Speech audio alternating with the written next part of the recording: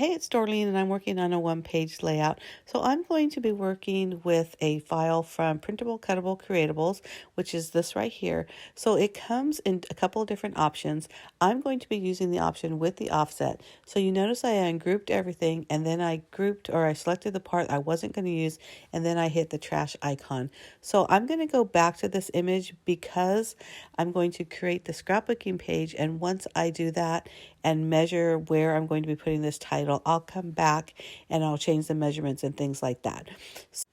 So I'm using a scrapbooking sketch slash pattern, and I love using sketches because a lot of times with scrapbooking layouts, you just don't know where to start. When you start with a sketch, or in this case, a pattern, all that work is started for you. So you just really need to cut according to the directions on the page and then complete the page with photos, embellishments, and all that fun stuff.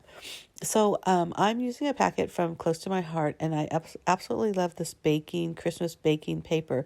So one of the pages, or one of the cuts, I should not have used a directional paper. And what I mean by that is some paper, all the writings went in direction, which is exactly what happened with that red piece. So the writing was going horizontal, which is great for the one side that needed the horizontal piece, but I also needed a vertical piece. So I couldn't cut those papers on, or at least a 12 by 12 on the vertical piece. I hope that makes sense. But if you look at it, I went ahead and cut the piece. You see this right here? This is supposed to be 2 by, or maybe it's 1.5. I'll have all the information on my blog, because this is a blog hop for Printable Cuttable Creatables. But I will have the, like I said, the measurements. So that red striped piece, or text piece, it's supposed to be 12 inches long, but I knew that I was going to be putting a photo over it. So I'm going to give you a little tip on how you can do that. Still use this using the right direction for the text paper. So again, I'm adhering the photo, or the main photo, of some white cardstock, and the other photos that I have, even though I don't have them matted, but I printed them out so they were more like a wallet size. And so it already had the border with it. So I didn't need to add the border, the white border. So once I added the pieces down to where they were supposed to be, you see right there, I just cut it in half. So now I'm going to be adhering the bottom half, and this will be on the bottom half of the page. So it goes all the way down 12 inches. And then I'm going to use my T-square ruler, and I had to trim off a little white portion, but then I used a T-square ruler, because now I'm going to put this top half, or this top portion of that paper, up on the other edge. So now you look at it and there's a huge gap in the middle, but just wait till I plop down the photo. You see that? Nobody knows that that is not a 12 by 1.5 inch piece of paper. So that's pretty awesome. So once I figured it out, I measured where I wanted the title. And honestly, the way it uploaded, it was pretty much exactly where I needed it. So I didn't really need to do any changes. I'm just showing you the different matte colors. I'm actually not going to use the traditional like green and red. I am going to use red, but instead of greens, I'm going to use a light blue, and also kind of like a greenish blue. I don't know the exact color, but I'll have that information again on my blog. So what I always do is once I cut everything out, I always put it on top of each other and lay it out how it's supposed to be adhered. Believe me, this helps, because a lot of times I put the adhesive on upside down or backwards or whatever, and it's a huge mess. So I always do this first before applying adhesive. And right now I'm just adding with liquid adhesive all the cute garland that's around this rolling pin. So again, I mentioned that I wasn't using traditional colors, because if you notice, that scrapbooking paper was very like pastel with pinks and light blues. There is red, which I do like. Now, so for this portion, they have all these little lights. What I decided to do is I put liquid adhesive on all the areas that were going to have the red bulbs, and then I put those down, and then I went back and put adhesive where the blue bulbs were. So you see how cute that is? Oh, it turned out so pretty. I love this title. I love how easy it is to put together, and everything just cuts so beautifully on the Cricut.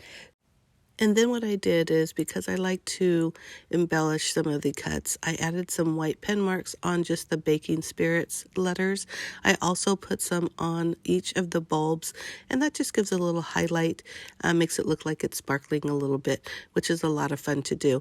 Later you'll see me add some more highlights with a clear glitter marker and also a black pen just to put on the rolling pin.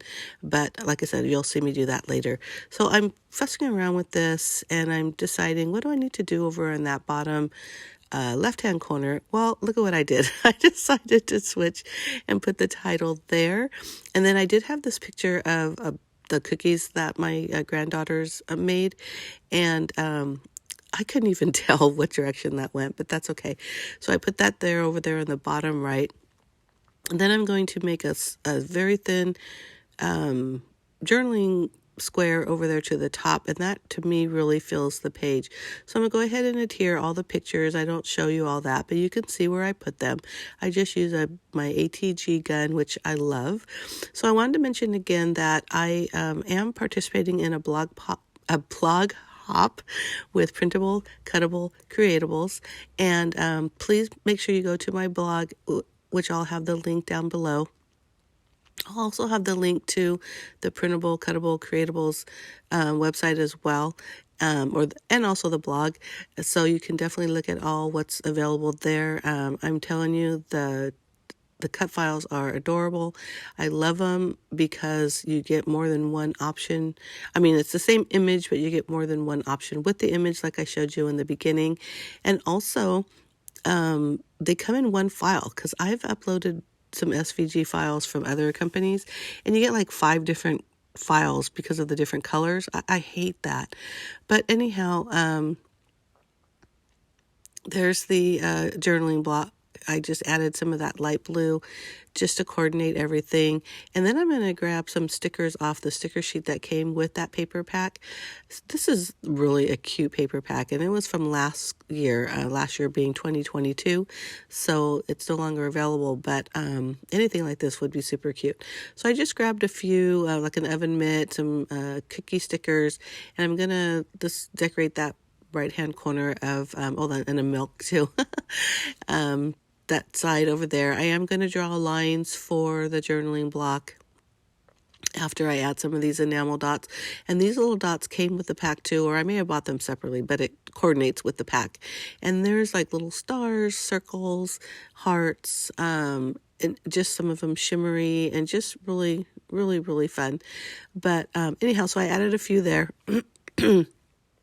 Sorry, I have a cold, so I'm very stuffy. As you can probably tell, my voice changed a little bit. But again, I love this layout. It's very simple, and having a cute title definitely helps. So please make sure you follow that blog hop. Thank you so much for watching. And if you're not already a subscriber, please make sure you hit that subscribe button down below. And thank you so much for watching. And here I am, like I mentioned, just going back again and really putting some sparkle on those lights, even though it's clear and you probably can't tell, but believe me, you can tell on the page. Thanks again for watching.